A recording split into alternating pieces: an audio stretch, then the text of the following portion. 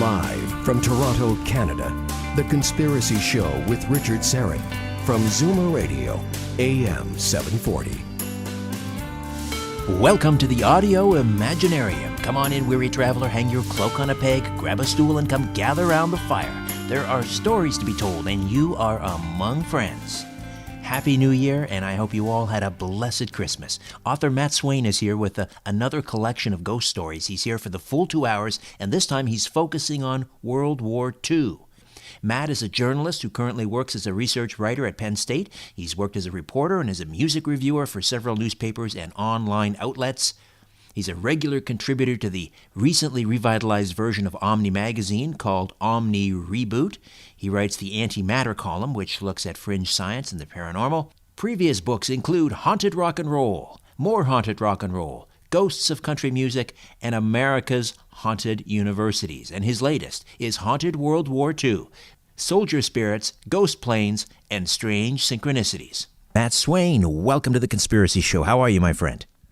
I'm doing well. Thanks for having me. Did you have a grandfather or relatives that fought in the Second World War? I didn't. Neither of my grandfathers fought in the war. My one grandfather worked in the railroad, so he was considered too important in that job. I'm not sure about my other grandfather, but my uncles were all in the war. I had an uncle in the Battle of the Bulge. I had an uncle in the Pacific. So, it was there was a lot of World War II talk, and of course, I was right there, listening with every breath they took. And how, because you've written about haunted universities and haunted rock and roll, 2 volumes, ghost stories from the country music. Mm-hmm. How do you approach a book about ghost stories from the Second World War differently, or do you approach it differently? That's a really good question, and to be honest with you, initially I approached it the way I approach my because I'm interested in music history. I approached the book on World War II just as I approached the books on haunted rock and roll and country music ghosts, which is I try to find as many stories as possible. I try to cast out as wide a web as possible and find, any type of interesting stories, weird synchronicities, anything like that. But what I quickly discovered with my efforts to create these stories in World War II is that the stories are a lot more. They're much heavier, a lot more death and destruction. You have a lot of, these soldiers who sacrificed their lives. So when I got into this real quickly, I decided that I couldn't have the same approach with the haunted rock and roll stories. And the haunted rock and roll stories for me can be a little fun, a little frivolous. They're not all fun and games, not all jokes, but when you're doing a story about Jim Morrison haunting a bathroom in a Mexican restaurant, it's a heck of a lot different than approaching the ghosts of some of these soldiers who sacrificed their lives on the beaches of Normandy, or some of these Japanese soldiers in the Pacific, or even some of the really poignant stories that came from Okinawa and Iwo Jima. So it very quickly changed for me and became much more serious and, like I said, a lot heavier. Right. Yeah, you have to honor that sacrifice. So absolutely. So yes, obviously you have to handle it with a great deal of reverence. Many books have been written about haunted Civil War battlefields. That's pretty, that territory has been combed over pretty thoroughly. So what then led you to the Second World War? Was it just because you were familiar as a child through your uncles, or was there something in particular about the Second World War that attracted you? Yeah, and I'll be quite honest about this, is I started to collect stories about the American Civil War, to do ghost stories about the Civil War, because I'm more of a Civil War buff than a World War II buff.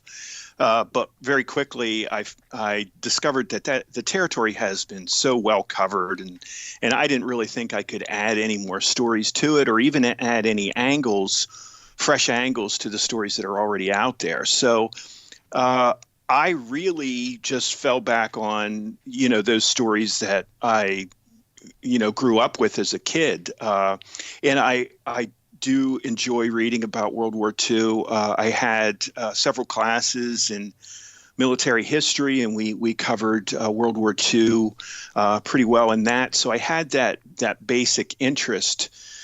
What happened, though, was when I started collecting stories, I started to realize that there's quite a difference between the American Civil War ghost stories and these stories of World War II. And the first is probably obvious, is that they stretch across the globe. So World War II is really the first all-out global conflict, although it kind of gets second billing next to World War I. But you have stories that stretch into the Pacific, into Russia, into Europe, and even some stories that appear right here in the United States in an odd kind of way.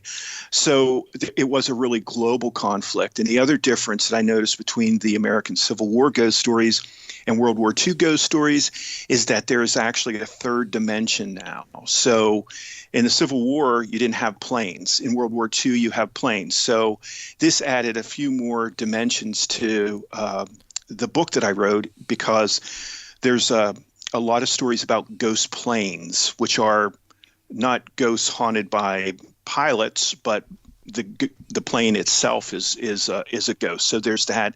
There's also these Foo Fighters that I brought into this volume, as well as some mysterious air bases that are haunted, and some actual ghosts who do haunt some of the planes in those displays at the museum. So it really turned into a much broader kind of volume than I probably would have experienced had I just stuck with the Civil War stories. Sure, it's a big canvas. How do you collect stories like this? Because not many World War II vets around anymore. Every year, fewer and fewer. Right, and that's a really sad thing about this, and I think it kind of underscores why I felt the need to do this as well, is because a lot of these stories are starting to disappear. And one of the things that I learned while writing the book about university ghost stories is that ghost stories help preserve history. I mean, they're not great at telling all the stories of a historical event, but they do give you the interest to dive into it, and they introduce you to some of the characters and some of the events. So one of the ways that I start looking for it is really going back on my own study of the war itself. So I'm thinking about key figures, key battles, and then I go on a search through, start out on the web, but I'll look in biographies, I'll look in newspaper accounts, magazine accounts, a lot of web accounts. People will tell their stories there. So a lot of the ghost stories that I find are people who have experienced these ghosts as tourists overseas, and some other places, like in magazines, they'll talk about this. The ghost stories of the vets themselves, I don't really have a lot of them in this volume. What about your uncles? Did they ever have any ghost stories or strange synchronicities or anything, odd occurrences? That's a great question, and I can't remember anything like that. I just remember vividly the story that my uncle was a radio man in the Battle of the Bulge and got stuck behind the lines as the Germans poured through. And I don't know whether he was supposed to be behind the lines or he just got stuck there, but he recounted wearing all white and being buried in the snow, and he heard German voices come across. So I've had stories like that, but I can't say that I've had any. They never told me any of the ghost stories. Now, where to begin here? Because there are so many. We just passed earlier this month. We passed the 77th anniversary of Pearl Harbor. And you know, as you say, it's a day that lives in infamy, but it's a day that lives on in many other ways, as you suggest. Tell us a little bit about some of the supernatural activity around Pearl Harbor, both the naval base, I guess, and the airfields and so forth. Sure. I would have to say that, you know, again, this is sacred ground, but it's also haunted ground. And, you know, this is another story that is on American soil in Hawaii. And what I found is that Pearl Harbor is probably, just as it's probably one of the most sacred sites for historians and for people who honor and respect the veterans who gave their lives there, it's also one of the most haunted spots, paranormally speaking. And the ghost stories range from, one of the ones that I recall is that some of the phenomena is actually like you can take pictures of. And in one case, a tourist, a woman, was taking pictures of the area around the Arizona Memorial where the USS Arizona sunk. And when she took the pictures, she didn't really see any ghosts or anything like that. But when she analyzed the film, she could see faces in the water itself, and they look like the faces of young sailors. So that's some of the phenomena that you have there, but you also have stories that kind of mix in with what I would call ghost lore around the area too. And this one also takes place in the USS Arizona.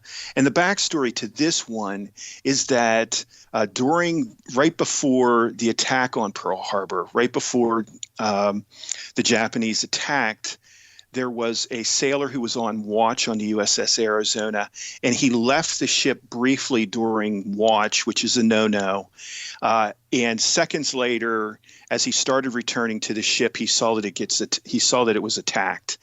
And so there's stories now that people see a figure of a lone sailor looking out onto the memorial, and he is usually kind of misty and kind of encompassed in mist. So that's another story there. And as you point out, that the area around Pearl Harbor wasn't the only target for the attack. There were several air bases and several Army bases around the base that were attacked as well. And this has led to a lot of ghost stories that you'll find in the Schoenfield Barracks and Hickam Air Base. And some of those range again from people seeing ghostly figures to, in one case, one of the barracks was used as a morgue. And people usually around late at night will hear, usually it's the guards who are on duty in that building, they'll hear what sounds like the steps starting to shake. And then they'll hear rumbles coming down the steps. And then some people have even said that the staircase itself starts to shake and buckle, almost like more and more people are coming down the steps. And the interesting thing there is the story that I got was really from a guard who worked there. And he noticed that at the time that he was there, the CQ desk, which is where the guards usually sit, is typically indoors in the building itself. But for some reason, this was pushed out. And according to him, it was pushed out because of all this ghostly activity. There's also stories about this same building.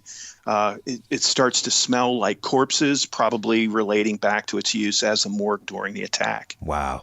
All right. Fascinating. Matt, stay with us. We'll come back and continue to delve into Haunted World War II. Matt Swayne, my guest, right here on The Conspiracy Show. Stay with us.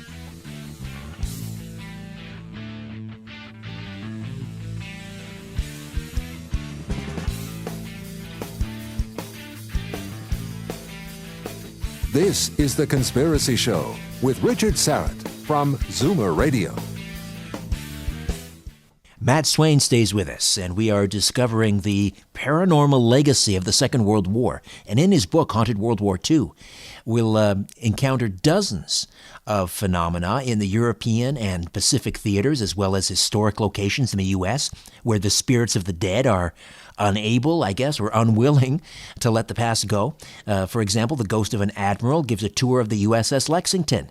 Tourists at Dieppe are haunted by the terrifying sounds of battle. A full-body apparition appears at Schofield Barracks. Ghost tanks are witnessed patrolling the Russian front. Phantom footsteps shock the guards at Hickam Air Force Base.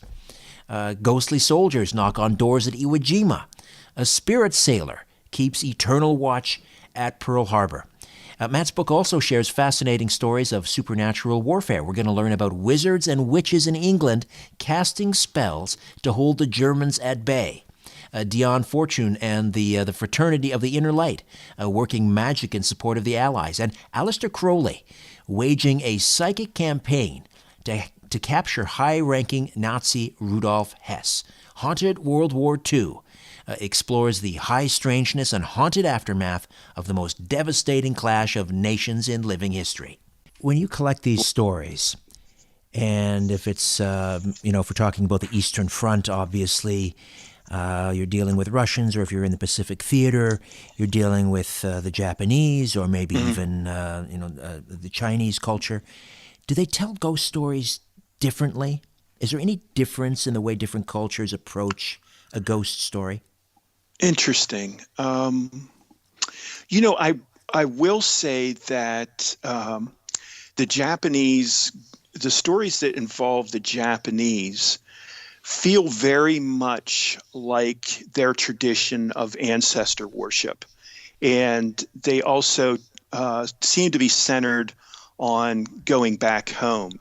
And again, as I was mentioned earlier, these stories are so poignant, and there's one about in particular about I think he's a Japanese military contractor who lives in Iwo Jima. Before he goes to Japan, he shuttles back and forth from Iwo Jima to Japan. He tends to get a knock late at night, and what he does is he opens up the door and says, "I'm leaving tomorrow, come on with me," because he believes that these Japanese soldiers, these are ghosts of Japanese soldiers who were either committed suicide on the island or who were buried and burned alive in some of the caves on that island. And he believes that they want to go back to Japan. So there are elements of that yearning to return home. And I think it's a connection with the Japanese Shinto religion, which does have an element of ancestor worship in it. What's the most bizarre ghost story you write about in your book? I would say the most bizarre story that I found, and again, I'm trying to think about key terms when I'm approaching these stories. So the one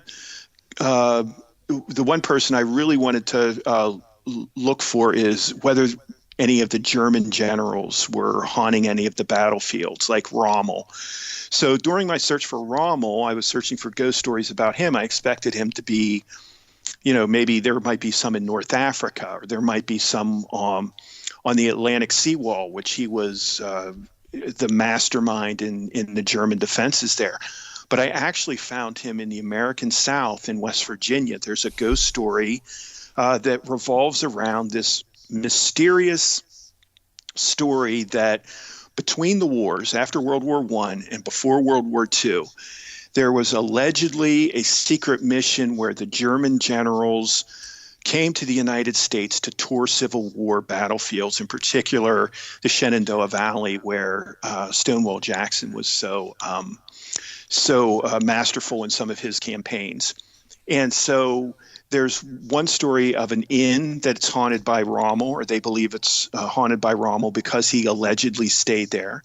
And then there's a graveyard where some people have seen this figure standing over the graves of some of the Confederate war dead, and it looks like he's dressed in a German uniform with a long trench coat and the distinctive kind of headgear that the German field marshal used to wear. So that was one of the weirdest ones, because I wasn't expecting to find him in the United States at all. But also I got a chance to write about the Civil War, which made me happy as well. Now, I mean, is there a history of Rommel being in the United States before the war? Well, that's the real debate that goes on even today, and I try to share both sides of it. There's really no historical evidence that happened whatsoever. But the believers in this story counter, well, if it was a secret mission, why would there be any type of airplane tickets or anything like that? Of course, they wouldn't have done that. So that debate still rages. I could not find a shred of evidence to suggest that he was here. Even in his diaries or memoirs, there were no mentions. So it's still up for debate. And what about Patton? Because Patton was, everything I know about Patton is based on George C. Scott's portrayal in that epic movie. But based on that, he certainly he believed in reincarnation, that he had participated in Roman battles and fought with the ancient Greeks and so forth. Fascinating historical figure. So surely someone must have seen Patton's ghost. Well, yeah, and there's the story that stands out about Patton for me, and is one of the reasons why I tried to find his ghost stories, is that he claimed to have a vision on the battlefield of seeing his ancestors, who were Confederate heroes, urging him on when he was injured during World War I, he claimed that they kind of watched over him. With Patton himself, now he died shortly after he was involved in a Jeep crash. Now, both of his daughters claimed that Patton, the ghost of Patton, either appeared to them or called, believe it or not, them. One daughter said that she got a long-distance call, a transatlantic call, and she used to receive those quite often from her father. But this was different because she could hear his voice and communicated with him briefly, and then it cut off. And so she immediately tried to reconnect with the operator, and the operator said that there was no call. The other daughter claimed that she woke up late at night, early in the morning, and she saw her father at the foot of her bed. And I think he said some pleasantries to her and asked how she was, and then disappeared. And that was at the same moment that he was dying of his injuries in a military hospital. Fascinating. The idea that this is a debate that sort of rages in the paranormal community, and there's the one camp that believes that ghosts actually have consciousness and that you can communicate with them, and then there is sort of the other camp that believes that ghosts are just sort of an echo of emotion, or obviously in war there's a lot of trauma and violence and so forth, and somehow that emotion becomes embedded in the surrounding in buildings and so forth. Where do you land in this debate? I land way outside of that, actually, and I do see in collecting this volume that there are instances which I would classify the phenomena more as that echo, especially when I talk about the ghosts in the Eastern Front. They seem to be echoes of long past, and then there are other ones where they're interactive. This ghost of George Patton talking to his daughters in whatever means or manner he can. So that seems very interactive. But I think this is my 5th volume that I've written. I'm starting to move more towards the idea about consciousness being involved in this in one way or the other. When I talk about music ghosts, I think there's a consciousness raising activity involved in either playing music or listening to music that raises one's consciousness, where you're at the very least open to some of these spiritual activities. So that's one thing. And in war, I think it's the trauma. And I think when you're in an area, when you're in a battlefield, you are your consciousness is ready and for these experiences. So a lot of times I wonder whether the ghost to me, these ghost stories are more about us, the living, than they are about the dead. I think those are the lessons that they are inspiring is really coming from us. So as I go through this, I'm starting more and more to see almost like a bigger picture rather than just these, well, what type of spirits are they? It's like I always want to say, well, what are they telling you rather than, what are they? Oh, fascinating. Yes, that's a great point. Keeping along with the sort of the famous ghosts, and we talked about Patton. You talked about Rommel. What about Ike Eisenhower, the great general during the war? Yeah, Ike actually appears in a couple different ghost stories in my book. The one is in the United States, and I'm writing a volume on railroad ghosts, so that one appears in this one as well. But the National Railroad Museum in Green Bay, Wisconsin, they have on display a car that he used in England. It would ferry him around from place to place right before the lead up to the invasion of Normandy. And there are a few things that have happened there. Notably, one of the volunteers was cleaning up and vacuuming the floor, the carpet in this car that I think it's called the Bullet, or it has a name like that because he used it to go across so fast, across England so fast. But so this volunteer was cleaning up and then decided to take a break about halfway through. When he came back, the vacuum cleaner was all, rolled up and moved, and he noticed that the carpet was immaculately vacuumed, and the lines were all straight. And so he went around and asked people who had access, because he had locked up the car on his way to break. He asked them, who was there at night or who was there during the break.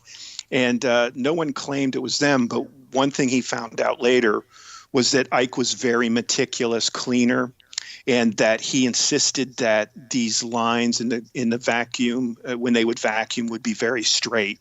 So it sounded like something the ghost of Ike would do.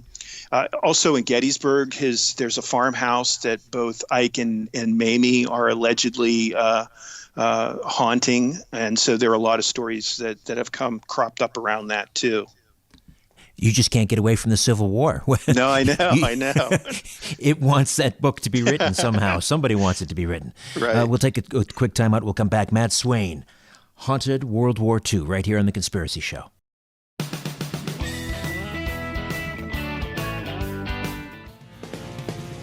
We're back with Matt Swayne and his newest book, Haunted World War II, Soldier Spirits, Ghost Planes, and Strange Synchronicities. We were talking about famous ghosts. We talked about Ike. We've got to talk about Churchill. Mm-hmm. Yeah, Winston Churchill, he has the honor, in my book at least, of both seeing a ghost and being a ghost. So his adventures in seeing a ghost occurred in the United States. He was a frequent guest at the White House and would stay in what's called now called the Lincoln's bedroom. I don't know whether it was called that at that point or not. But in any event, he was there one evening. He was in meetings with Franklin Delano Roosevelt, and he had just finished up with his bath. And I really hate to take your listeners there, but he got out of the bathroom completely naked and walked into the bedroom, and he looks by the dresser, and there's the ghost of Abraham Lincoln. Churchill said that the ghost looked at him, and he replied in complete Churchill fashion, "Mr. President, you've caught me at a disadvantage." And then the president faded away. So he apparently told that story. The other story is that there is a subway in the UK that allegedly is haunted by Churchill. And according to a lot of stories, Churchill would, Churchill would use this subway as a kind of a shelter during the the bombing of London during the Blitz and during other times. And a few people have seen the ghost of Churchill in this area. And there was actually a flurry of activity a few years ago when a cameraman down there actually has footage of what looks like the ghost of Churchill. Fascinating. Now, he lived to a ripe old age. I think he died, I think he was 90 Yeah. in the mid-1960s, as I recall. Right, and still working up till the end. I love that story about the White House and seeing the ghost of Abraham Lincoln. Stoic as always. That's classic Churchill. Mr. President, you've caught me at a disadvantage. Right. Where most of us would just run around screaming. Yeah, I definitely would have. Ghost planes and haunted airfields. That's section 2 in Haunted World War II. Let's talk about the Phantom Flying Fortress. The Phantom Flying Fortress is, I think you're referring to the one that the crew bailed out. Yes. Yeah, that's an interesting story. Now, whether there's any ghostly activity involved with it, I don't know. But I found the story so interesting, and to back it up, there was a B-17 on a mission, and I think they got their plane was damaged during the bombing run, and they lost a lot of speed. About halfway back to base, they decided to bail out, and the crew made it out safely. But the weird part was that in this airfield in, I think it was Belgium, the anti-aircraft crews were watching this big lumbering 4-engine bomber coming down for a perfect landing right over their positions, right onto the landing strip. And then it kind of went off. The only hint they had that there was a problem was that it went into the field and sort of crashed. And so the air crews rushed over to see what was wrong. They expected there to be injured pilots on board, but there was no one on board. Apparently this B-17 had flown, a few hundred miles and made a perfect landing at this air base in essentially the middle of nowhere. That's remarkable. So, yeah. This is before autopilot. Right. No autopilot involved, no GPS. It just went on its own, So I don't know whether there was some spirit on that plane guiding it, or whether that's just another one of those weird World War II coincidences. All right, we'll take a time out. We'll come back. We'll talk about the supernatural on the high seas. Matt Swayne, Haunted World War II, right here on The Conspiracy Show. Stay with us. And we are back with Matt Swayne. Haunted World War II, soldier spirits, ghost planes, and strange synchronicities. Before we get to the supernatural on the high seas, let's stick with the ghost planes for a little bit if we can. Now, are there actual planes that were obviously in service during the war that people still see flying around? Yeah, absolutely. That is the ghost planes. Actually, these stories continue to filter out, especially from the UK, even today. I think some of the ones I used in the book were from the early 2000s to mid 2000s. And as I recall, as I was just getting ready to go to press, they were having there was another ghost plane flap, if I can use that pun.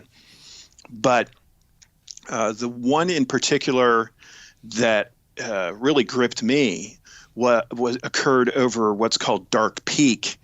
And Dark Peak, the background from that, from what I gather, is that it's an area with considerable air traffic, particularly in World War II, and there were a lot of crashes during World War II and even afterwards, to such an extent that the Dark Peak gets this moniker of the UK's Bermuda Triangle. So this there were several incidences, and again, they're almost like a series of these sightings. But in one case, a couple was driving down the highway. I think it was the A6 highway in the UK, and they looked out the window, and there was this huge 4-engine bomber that was flying so low that they thought it was definitely going to crash. And they had the windows rolled down. It made no noise, which was a little mystifying for them.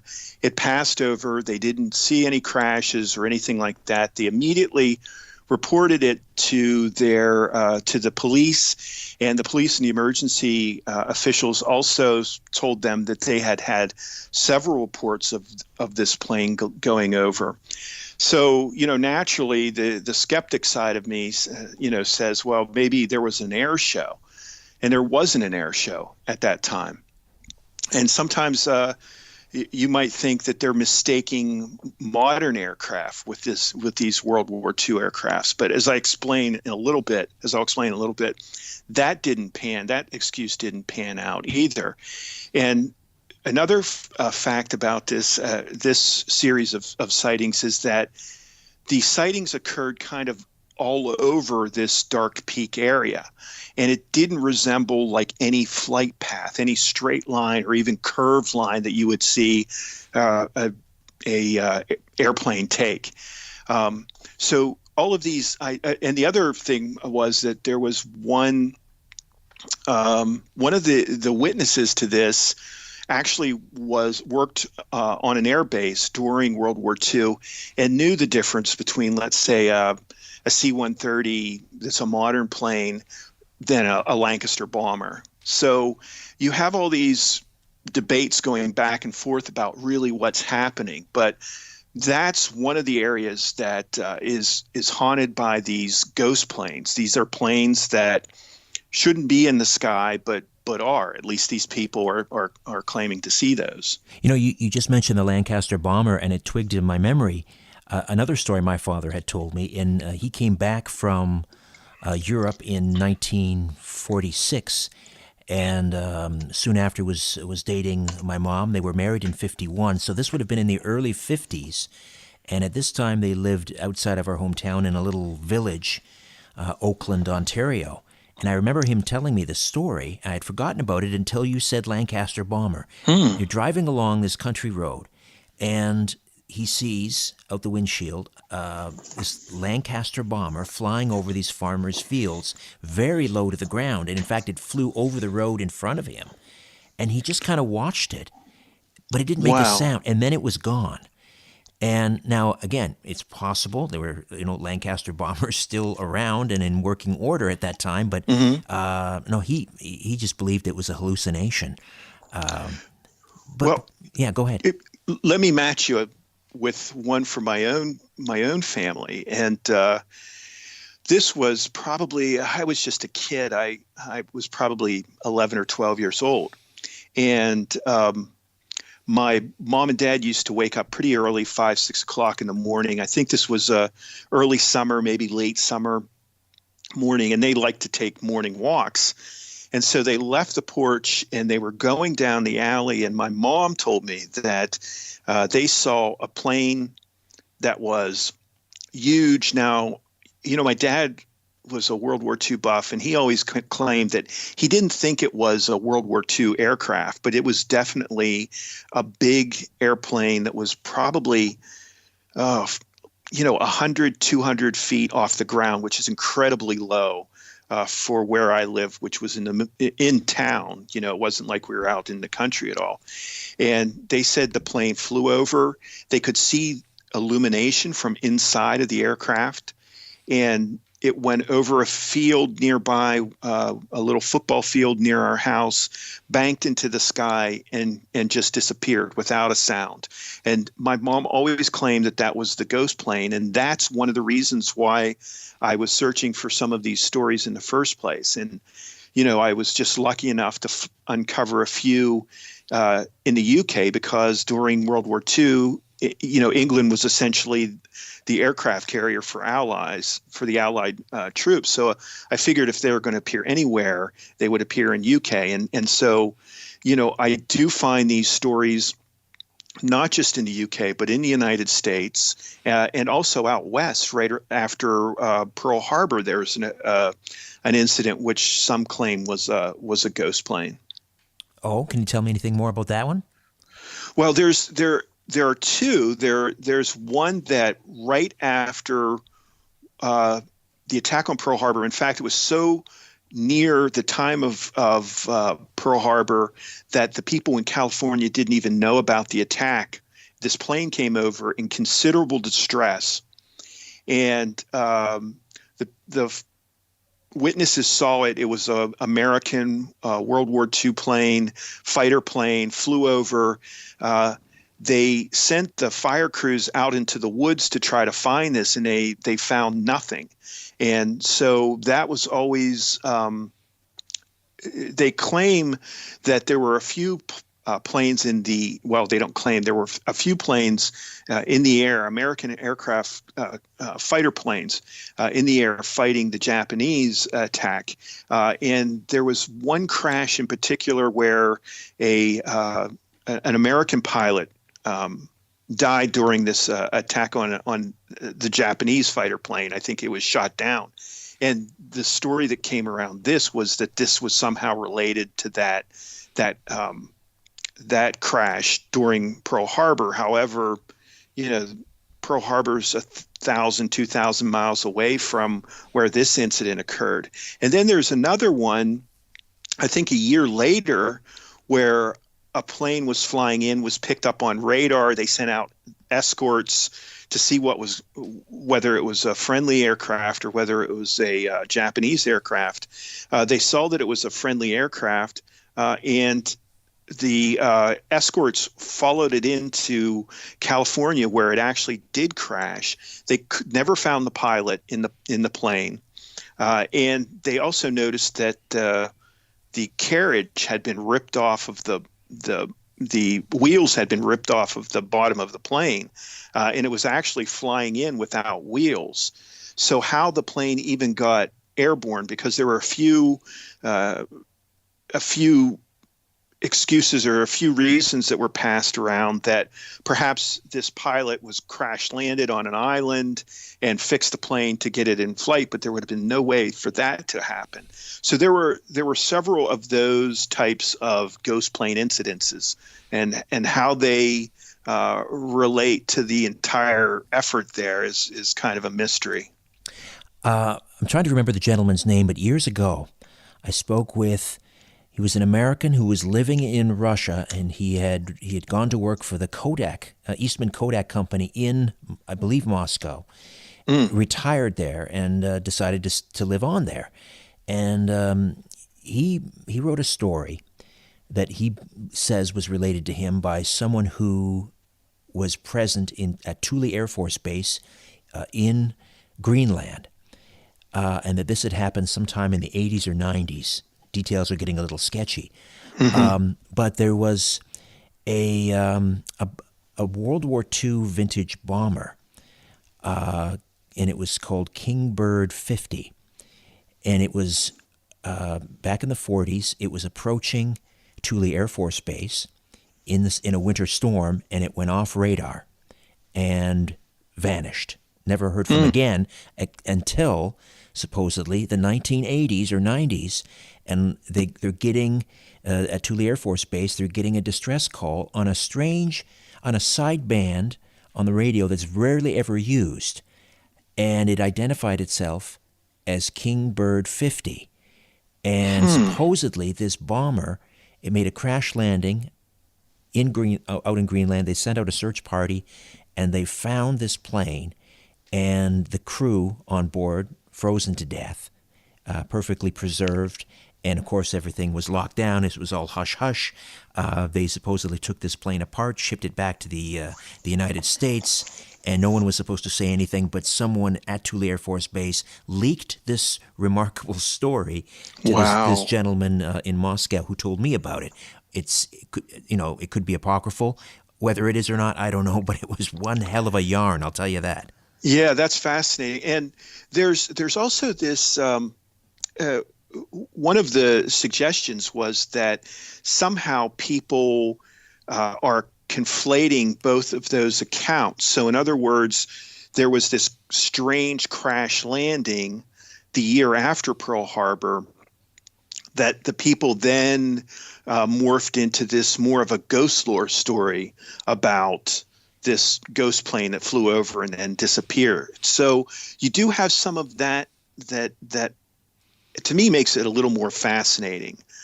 So how these things can kind of morph in the imagination. We were going to talk about the supernatural on the high seas, and obviously a lot of haunted naval vessels. I don't know if this is in the book, but it was a troop carrier that's now, I think, stationed. Is it off Long Beach or Los Angeles somewhere? Santa Monica, the Queen Mary. Mm-hmm. It's supposedly one of the most haunted locations in the United States. Do you talk about the Queen Mary in your book? I left that one out because there are some stories that relate to World War II, but I wasn't sure how much that it would relate to World War II. So I made that decision to leave that out. And as a matter of fact, I had so many other ghost stories from the fighting ships themselves. So that's one of the reasons. But I have heard about it, and I've heard I think a few people have said that it's, as you mentioned, the most haunted spot in the United States. All right, we will get to supernatural on the high seas. We'll talk about the USS Yorktown and the Hornet and the Lexington. When we come back, Matt Swayne, my guest, the author of Haunted World War II. Back in a moment. Thanks for inviting me into your home, long-haul truck, RV, camper, taxi, your parents' basement, your loft, that greasy spoon just off the interstate, and your cabin in the woods. Happy New Year. Matt Swayne is the author of Haunted World War II, and he is here for the second hour as well. Tell me about the USS Yorktown. Sure. And I should back this up because, the fact that we have ships like the USS Yorktown, the Lexington, and some of the other ones mentioned in the book is really because there were some smart, dedicated people who decided that they didn't want these ships that had, performed so admirably during the war to end up in scrap heaps. And so, I always like to say if you are near these, nearby these places or visiting towns where they have these ships, you should really visit and support them. First because it is living history, and second of all, if you're into the paranormal, these ships are probably the most haunted spots you'll get. And the other thing is that the folks involved in these floating museums seem to be okay with the kind of ghostly activity and the haunted activity that go along. A lot of them have ghost tours and things like that. So the USS Yorktown, at least on the East Coast, because it's in, I guess you would say it's in Charleston Harbor at a place called Patriots Point. And the Yorktown is really has an illustrious history as an aircraft carrier. It has 11 battle stars, and I think that you get a battle star for every major battle you're in. So the nickname of this ship was the Fighting Lady, and of course it was in so much activity. And again, you see this connection between the intensity of conflict and the intensity of the haunted activity. And so this ship has really become a focus of a lot of paranormal investigators. There were a few that I mentioned in the book. One ghost that apparently haunts the Yorktown, they call it Shadow Ed. And the ED stands for enemy designated, which is an old World War II term. But people have seen this shadow on the various decks. And one paranormal investigator in particular spent most of the night trying to chase this shadow down. He would see the shadow, chase after it. It would disappear. He would be a deck or two below and hear something moving on top. He would go up a deck and it would vanish. So there's stories certainly like that. Another kind of cool story was that there was a volunteer. A lot of times they allow groups to stay overnight on the Yorktown, and a lot of times it's student groups and things like that as a sort of a cool field trip. And one time a volunteer was serving breakfast to a scout troop. They got up and left, and she went out, straightened everything up, got rid of the plates and cleaned up that and straightened up all the chairs, went back into the kitchen. When she came back out, the place was a mess again. The chairs were upset and pushed away from the table. Everything was just topsy-turvy. And so there was no way that you would get a group of Boy Scouts to run back and just mess things up intentionally. So she claimed it was related to some of the paranormal activity that occurred, in the USS Yorktown. Have you ever gone on any of these haunted tours? I've never gone on any of the haunted tours, but I did visit. I was on the Yorktown, and I also visited the USS North Carolina, and this was probably 15 years ago, before I even started writing about the paranormal. So for me, again, going back to what I said before, when you're on these ships and you realize the sacrifice that these men and women made, and you kind of understand somewhat, I guess they would live, my impression was you would almost live with a constant sense of either foreboding or anxiety. And when you're on these ships, you really feel that presence. So whether that's just a natural psychological thing, or whether this can escalate to some of this anomalous phenomena that we talk about, I don't know, but I can definitely say that I said I could feel it. We talked about the USS Arizona.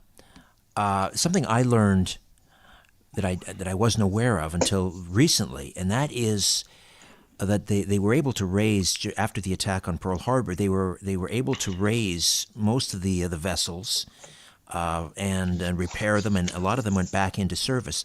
The USS Arizona, of course, remains at the bottom.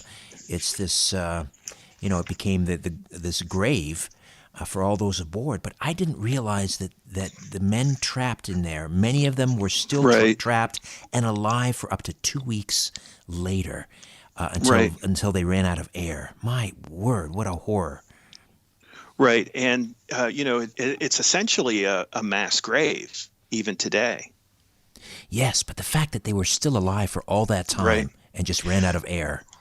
Well, yeah, and if we're going to talk about the USS North Carolina, there's a similar story there, and it relates back to what I said earlier about approaching these stories. You have to be very careful about how you present it, because the USS North Carolina was a battleship, and it was in the Pacific, and it was hit by a torpedo. And the water started flooding into this certain section of the USS North Carolina, and the captain or whoever was in charge made the decision that they would have to close off different parts of the ship that weren't affected, so that this water wouldn't, flood the whole ship and sink it. So they closed up these areas, and there were injured people in those sections of the now flooded ship, and there were other people who were just stuck there, didn't know what was going on.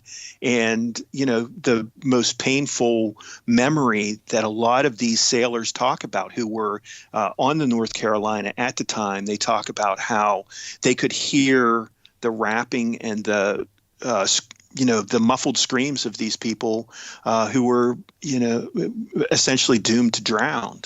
Oh, Lord.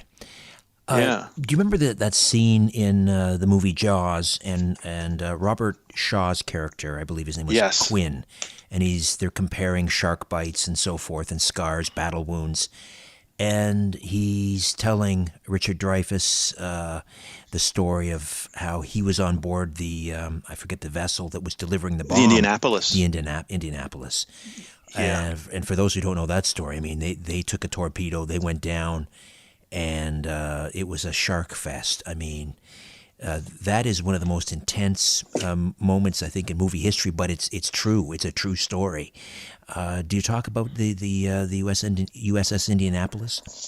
I do not talk about the Indianapolis in this book, but yeah, that just watching that scene, it feels like that frames a lot of these stories, and to live with that kind of terror in the middle of the ocean, knowing that, in the case of the Indianapolis, I think they were required to be out of radio contact because they were on this super secret mission, and that if you survive these attacks, then you're basically shark bait. Yes. So a lot of that kind of vibe is throughout some of these stories.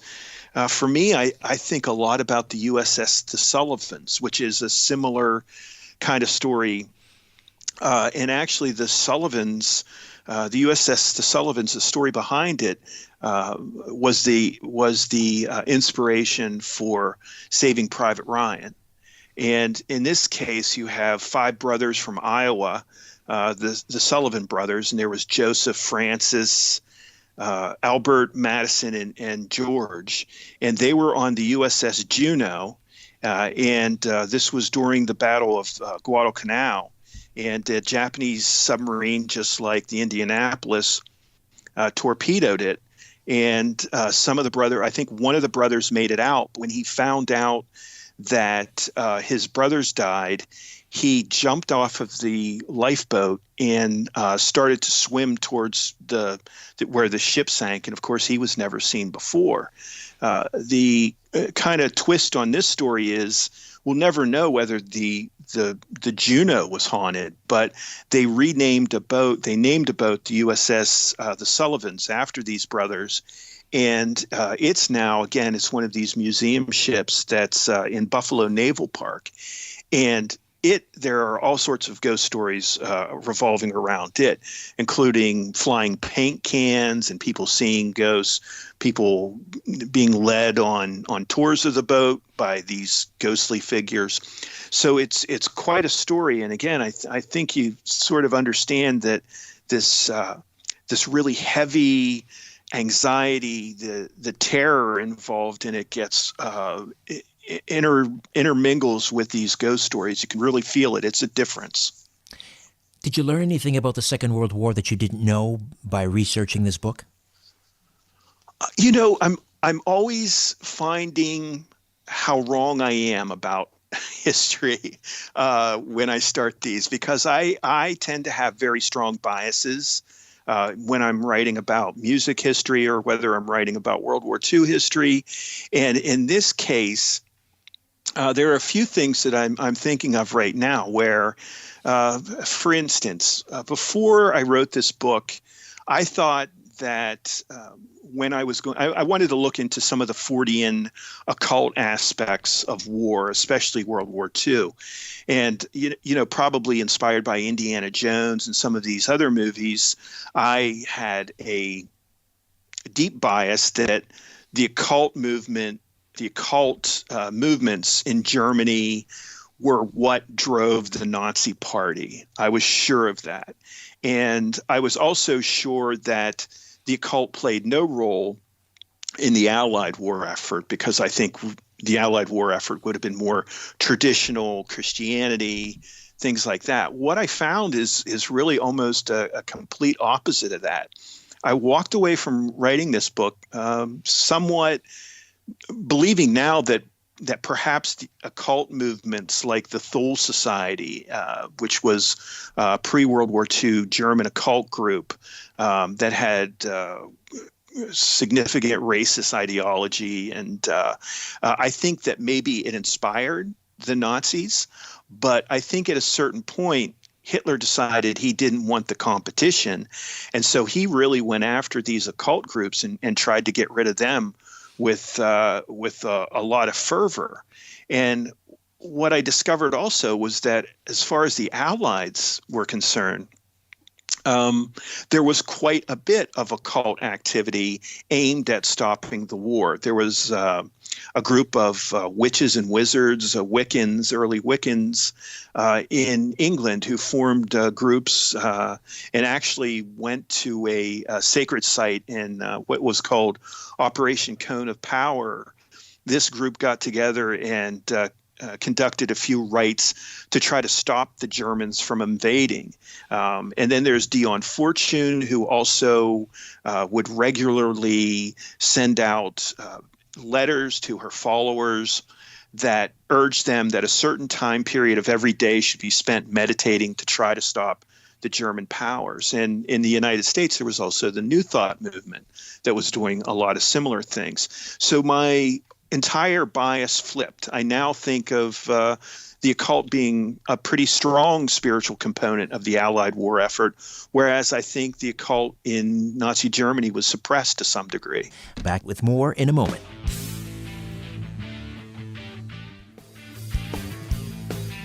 This is The Conspiracy Show with Richard Syrett from Zoomer Radio.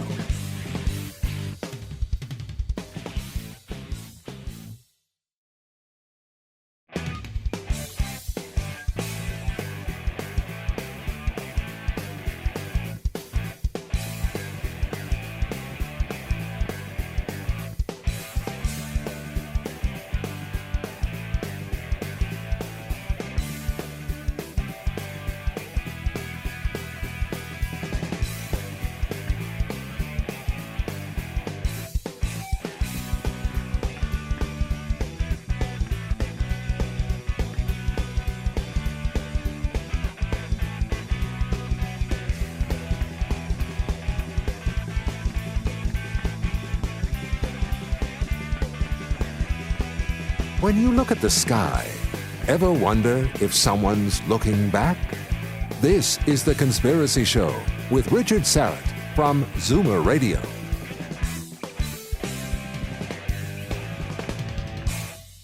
Matt Swayne stays with us. Haunted World War II, soldier spirits, ghost planes, and strange synchronicities. How do we get a hold of the book? Well, the best place is to go to Amazon.com or go to Barnes & Noble's, BNN.com. And if you have a favorite bookstore, please ask them to bring it in. If you read it and like it, I would love for you to give me a review on Amazon or BarnesandNoble.com.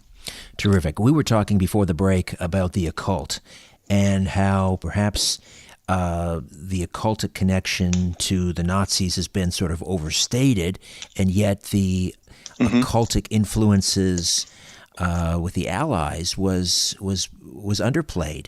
But let's go back to Hitler and occultism, because I think I've always led to believe that he was an occultist. Certainly Himmler was, and we read about a lot of these strange initiation rites with the SS and so forth, involving the spear of destiny, and this was supposedly the spear that pierced Christ's side, and all these things. But what about Aleister Crowley?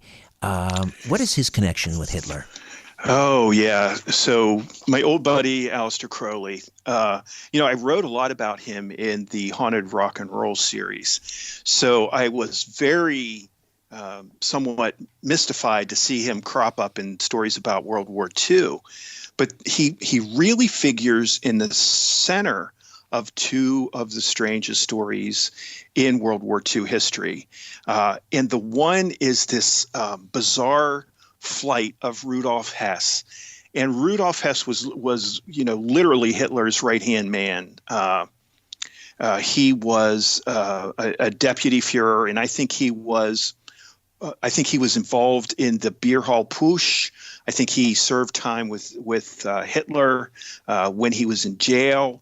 And during the war, in the early part of the war, he was considered, I think, the third in line if Hitler was to be incapacitated or killed.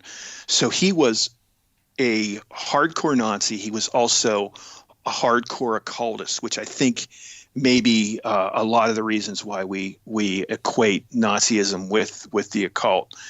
But his connection to Aleister Crowley was really interesting because Aleister Crowley wanted to take part in the war effort in some way.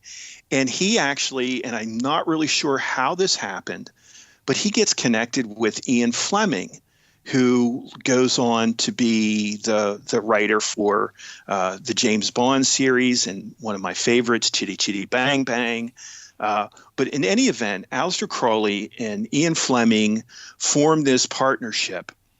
And there's a couple different stories.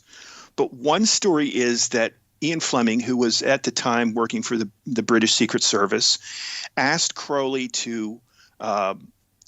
he commissioned Crowley to do a spell to get at Hitler and get some of his deputies. And so according to Crowley, he did a spell that put a dream in Rudolf Hess's head that he should leave Germany and go on a peace mission to England. And lo and behold, Rudolf Hess gets in his fighter plane and goes to England, and he crash lands or parachutes in. He is taken into custody, and Crowley, of course, was never one to be modest, said that is exactly what the spell was for. Now, the other story is that Ian Fleming asked Aleister Crowley to write some astrological prophecies that he would get into Nazi Germany, because some of these Nazi rulers were avid astrologists, so that they would believe this. So there are those two stories. There is an account, and I think it was Albert Speer who said that it was a dream that caused Rudolf Hess to leave Germany and go on this kind of bizarre peace mission to England. So that's one story about Aleister Crowley that I found fascinating, that dealt with World War II. Right. The other is that he inspired the Churchill V for Victory sign, which is, according to Crowley, was one of his occult signs that he had written about before, that is to ward off evil. And so it's almost like Churchill was somehow like giving the Nazis the finger every time he threw that up. Fascinating. I had no idea. Now, you mentioned Hess.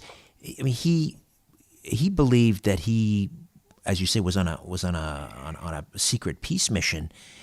Was Edward the VIII? Oh, Edward VIII had abdicated by then, but he was pretty cozy with the Fuhrer, wasn't he? I mean, yeah, and he was a Nazi sympathizer, and even visited Nazi troops. So I didn't talk a lot about him in this. In fact, I don't even mention him. But yeah, that was another possible connection that Hess might have been looking for. Right, that he probably thought he would have been welcomed by the royals.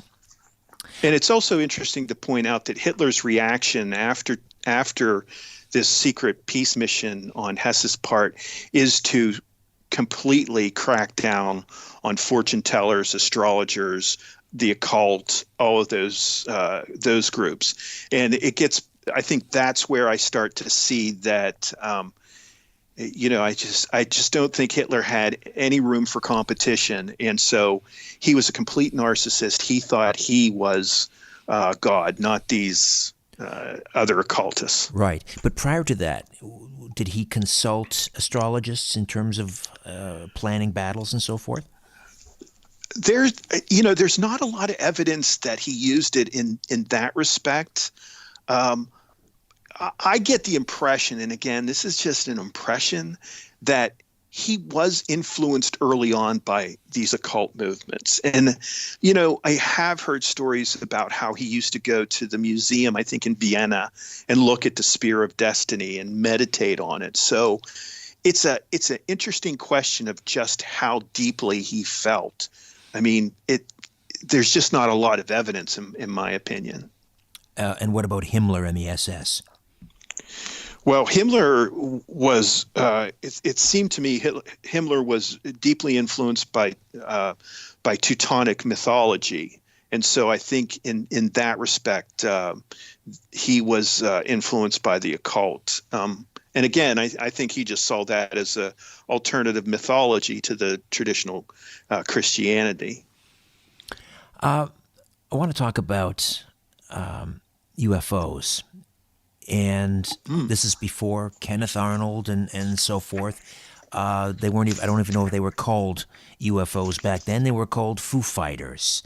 But when do Foo Fighters first sort of enter, the lexicon and public consciousness during the war? Yeah, that's actually, the Foo Fighters, and I try to make the point that the modern UFO movement, and I'm sure there's other people who know a lot more about it than me, but the UFO movement as a phenomenon really starts in World War II with, as you mentioned, these Foo Fighters. And Foo Fighters start pretty, I would say, in the middle of the war, let's say 43, 44, you start getting these accounts, because at this point, there are a lot of planes in Europe, over Europe, in Germany. And these reports start coming back more and more, and they come from really all different strata of these aviators. And that's the point I want to make, is that, for me to go out and look up in the sky and misidentify a light in the sky, I think is pretty easy and pretty reasonable assumption that I can do that. But these guys were trained observers, and not only are they trained observers, their lives depend on it, and their lives of being able to determine whether it's a friendly plane or a fighter, an enemy plane, are critical to the lives of their comrades as well. So, when you read these reports, it's not just like, the average guy, the average girl going out and seeing a light flash by the sky. These are trained observers who know what they're looking at, know the aerodynamics of all the different airframes out there. So it, to me, became very convincing that they were having encounters with something. Now, whether it was a secret Nazi weapon or whether it was, something from another planet, I think is something that continues to be debated. But, there's one story of a B-17 crew, kind of what they call a lone wolf mission, coming back from a bombing run all alone, watches this light maneuver with the B-17 for, I think, up to about 40 minutes. And then eventually disappear, in their words, almost in a flash. And the other kind of famous story that comes out of World War II, and again, we're talking probably 1944, is a group of night fighters. And here is another group of extremely trained observers in the sky who have these run-ins with objects that seem to have abilities that no plane in the air at that time had, or maybe even have now. But these lights were moving in and out of formations. And so you really get the impression that these stories, circulate, because not only is it completely strange, but also you have quality, credible witnesses. Were the Foo Fighters seen primarily in the European theater, or were they also seen in the Pacific theater? Well, that's another thing that, you mentioned whether I learned anything. Now, going into this book, I knew about the Foo Fighters in Europe, but I did find several accounts, I think in a VFW magazine, by the way, of Foo Fighters seen over the South Pacific. One was a B-29 bomber crew who, again, saw this strange light, and apparently it was so close to them that they at one point thought it might run into the tail of the plane. And then there was another crew saw these lights streaming out of a Japanese held island, and at the beginning, they thought it was some type of drone aircraft. And there were a couple types of that happening in the war. But then quickly realized that just by the way it was maneuvering, it couldn't have been an airplane. And they wondered whether this wasn't some type of secret weapon. And these kamikaze attacks had definitely shaken a lot of the aviators at that time. So they wondered whether it was a new type of secret kamikaze weapon. And were they seen only by Allied pilots, or were they seen by the Germans and the Japanese as well? That's a great question. I didn't find any. I don't think I included any accounts of German and Japanese pilots, but it seems to me that there were accounts of planes or aviators from other nations seeing these strange aircraft. And do we know where we get the name Foo Fighters? Actually, it might be related to a catchphrase of a comic strip, as I recall, that occurred during that time. All right, let's take a time out. When we come back, let's talk about the Battle of Los Angeles. Are you good for that? I am. Terrific. Matt Swayne, Haunted World War II. Back with more of The Conspiracy Show. My name is Richard Syrett. Stay with us.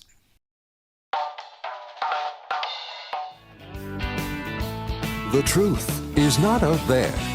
It's right here. The Conspiracy Show with Richard Syrett from Zoomer Radio.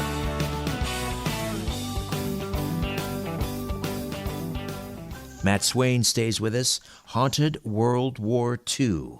Soldier spirits, ghost planes, and strange synchronicities. We want to talk now about the Battle of Los Angeles.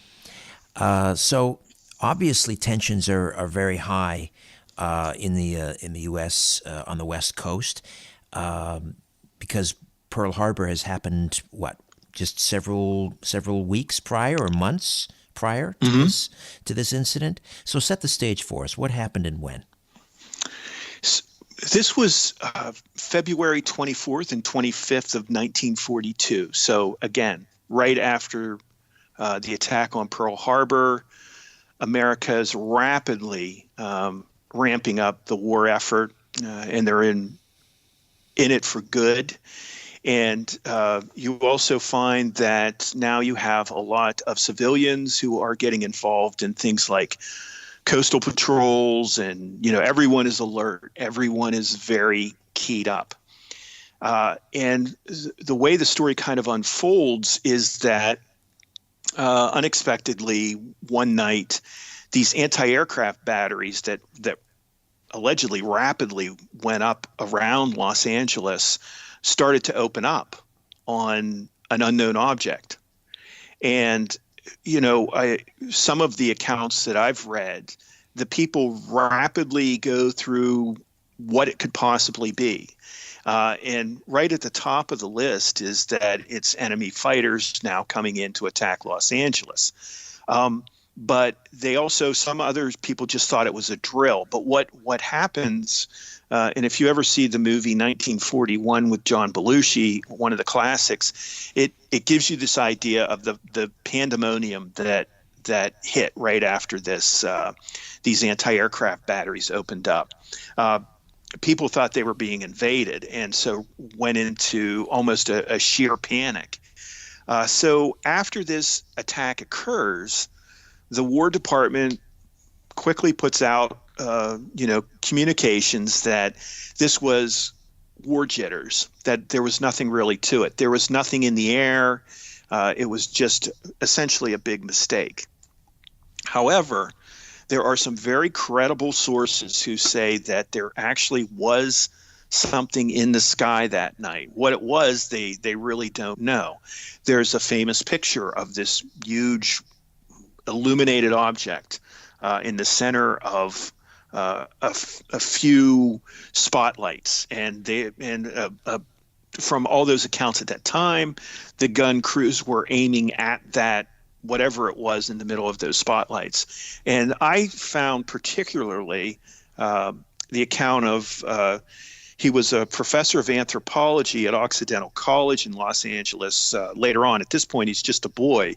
And he recently passed away. His name's C. Scott Littleton. I read his account and used it in the book. But what he said was his dad was an air raid warden, and his dad said there was no drills. So they knew it wasn't a drill. And he and his mother walked out, and apparently they could hear some of the anti-aircraft shells hitting the water and hitting nearby. But he distinctly saw a huge illuminated object that was hovering in the air with no noise, and then seemed impervious to these massive amounts of anti-aircraft artillery and bullets being shot at, projectiles being shot at it. And then it lazily drifted off the coast and into California without a scar. And a lot of the other accounts that I found sort of corroborated that. So here you have a pretty credible witnesses who says it wasn't war jitters, that there was actually something in the sky that night. Now, whether it was a dirigible that was untethered was one possible reason, or whatever it was, but it seems like it was more than just war jitters. All right, when we come back, we'll talk about the Philadelphia experiment. Matt Swayne, Haunted World War II, right here on The Conspiracy Show. Curiosity, or did the devil make you do it? Whatever the reason, welcome back to The Conspiracy Show with Richard Syrett from Zoomer Radio.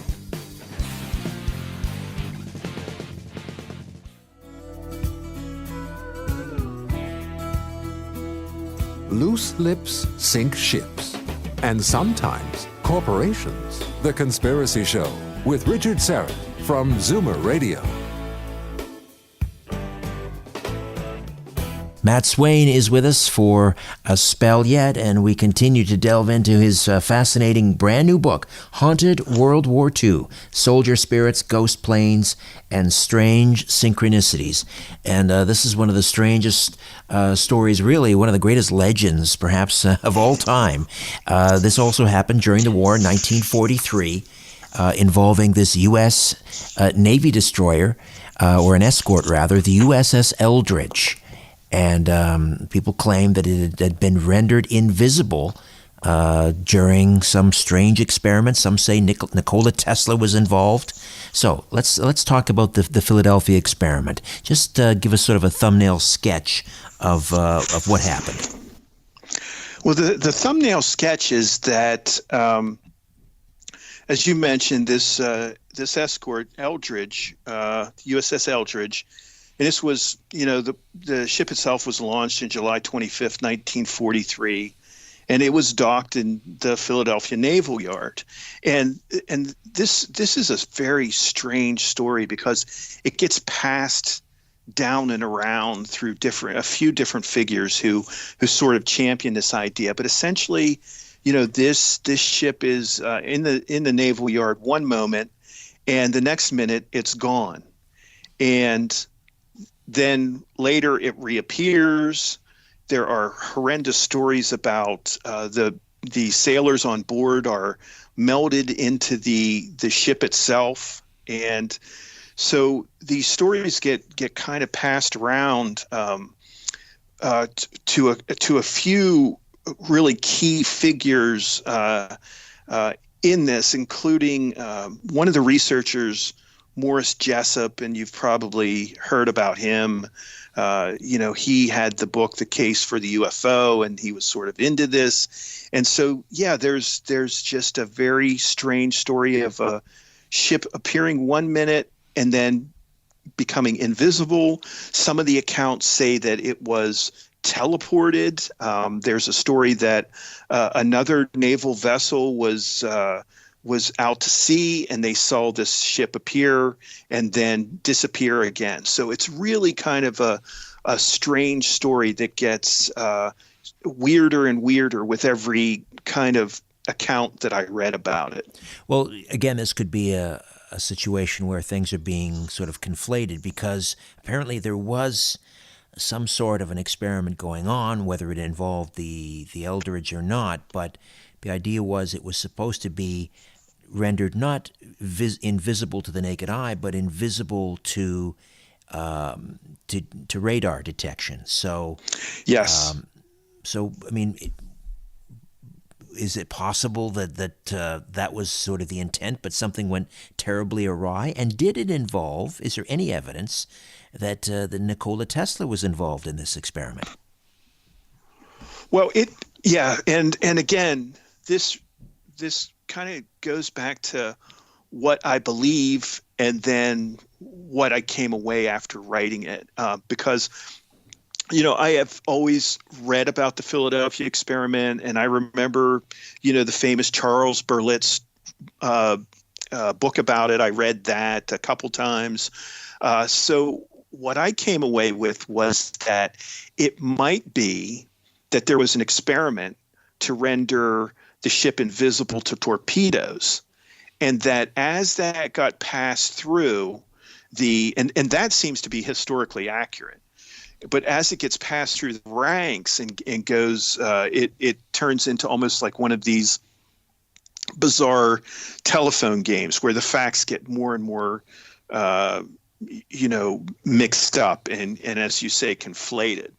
So I didn't find any evidence that Tesla was there, although he was certainly mentioned in a lot of the rumors. And there's even stories about Albert Einstein and quantum physicists, which I kind of find hard to believe. I don't know whether, from what I know about Einstein is he was kind of a critic of quantum theory. So I don't think he would have been the type who would have designed an experiment to teleport an entire ship, when right now we can only do it maybe on the molecular level. So really interesting, but I don't, it was one of those stories that I was actually more confused after I wrote it than I was before. Yeah, I'm with you on that. The idea, I guess, that they were experimenting and supposedly there were these giant Tesla coils on board, and they created these enormously powerful electromagnetic fields. Mm-hmm. Somehow the vessel was transported from Philadelphia to Norfolk, Virginia, and back again in an instant. And some people even suggest that because of this experiment, they opened up some sort of some sort of a portal or whatever, and that is responsible. The Philadelphia experiment is responsible for all of the UFO activity we've had because they've opened up, this interdimensional portal or something. Have you heard that?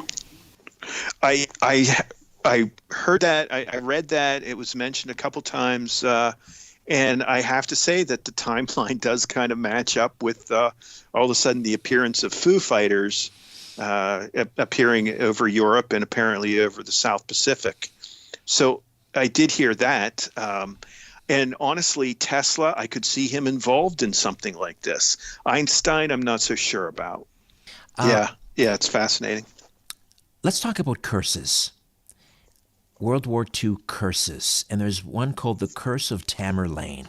Mm-hmm. Tell me about the Curse of Tamerlane. So Tamerlane was an ancient warrior, and his tomb was in Samarkand, Uzbekistan. And there was quite an effort from Russian or Soviet archaeologists to uncover his tomb. But the people of Samarkand said that there was a curse attached to the tomb. And, I don't know whether they were there because they were archaeologists or because they wanted to raid the tomb. But in any event, and the curse was that if anyone disturbed his grave, that basically there would be hell to pay. But on June 20th, I think, 1941, a team of Soviet archaeologists rolled the stone from the burial vault and actually entered the warrior's burial chamber. They removed Tamerlane's body and sent it to the Soviet Union. And I mentioned June 20th, 1941, because that is exactly before Hitler decides to invade Russia. And it does become, quote unquote hell on earth for the Soviet people as the Nazis invaded, and probably one of the most ruthless, bloody campaigns in world history. And I think when they opened the tomb and by the time they removed the body, I think it was 2 days between that point and when the Nazis invaded. The curse of Tamerlane apparently is what a lot of people feel that signaled the invasion of Russia. The other part of this is that eventually Stalin sends the body back, and the body of Tamerlane is returned to his gravesite, and that is about the same time that the Nazis won Stalingrad, and is the key battle that turns the tide against the Nazis and led to the Soviet victory. Fascinating. I'm wondering if that curse was in play when Napoleon tried to do the same thing and attack Russia in the winter. Right. Yeah, I don't have any information on that. But I think the Russian winter helped out considerably, too. Absolutely, yeah, that had a big part of it. That was definitely on the Russian side. We didn't talk about one of the most famous battles in World War II, and that was the Battle of Dieppe. You have a story in there about Dieppe. This is before the U.S. entered the war.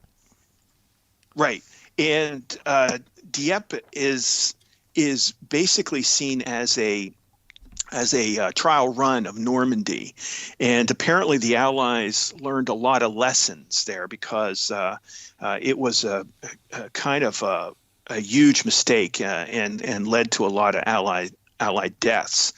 But the story here is that after the war, years after the war, a family was vacationing in Dieppe. They were English, and they were summering in Dieppe. And one night, the one woman in the family heard a tremendous racket, which sounded like people screaming. And this woke up some of the other folks in the family, too, who then heard what sounded like gunfire. And there were German commands. They heard German commands. And then later, they said that they went out to observe what was going on, and it quieted down. And then a few hours later, they heard what they said sounded like dive bombers or aircraft going overhead as well. And so again, they go out and look around, and there's no sign of any human, at least living human activity. So the one woman goes back, the one witness goes back, and she gives the information to the Psychical Society in England, who begin an investigation. And what I found kind of interesting about this is that when they did this investigation and got her timeline, the timeline that she was talking about the shouts, the gunfire, the delayed action, and then the aircraft, and again, more sounds of cannon fire and whatnot, seem to match up to the exact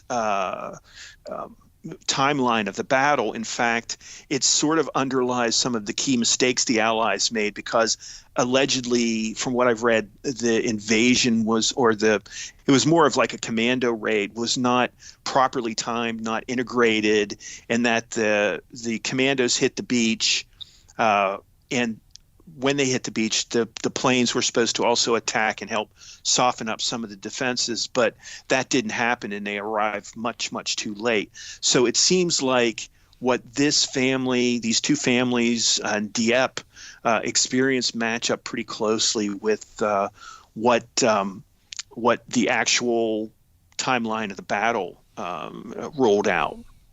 You know, it's as you said earlier, this is a wonderful way to introduce young people to the history of World War II, and for young people that find history kind of dry and uninteresting, by telling it the history through ghost stories is an incredibly effective entree into the history of the Second World War, and you are to be congratulated for doing this. Thank you very much. I think the other thing for me is that these stories also serve as, a warning, because a lot of these stories serve as cautionary tales about the struggles in war, the terror of war, the sacrifice. All of that are embedded in these stories. And as I always say, if tomorrow someone proves to me that ghosts don't exist, I still think that ghost stories are important. I myself remain an open-minded skeptic. I just feel more of a medium to try to get this information out. Matt, Happy New Year, and thank you so much for hanging out for 2 hours. Thank you very much. It was a pleasure. Matt Swayne. Now, I'll be back with brand new shows in 2019. Wishing you all a Happy New Year. In the meantime, don't be afraid. There's nothing concealed that won't be revealed, and nothing hidden that won't be made known. What you hear in the dark, speak in the light, and what I say in a whisper, proclaim from the rooftops. Move over, Aphrodite, I'm coming home. Good night.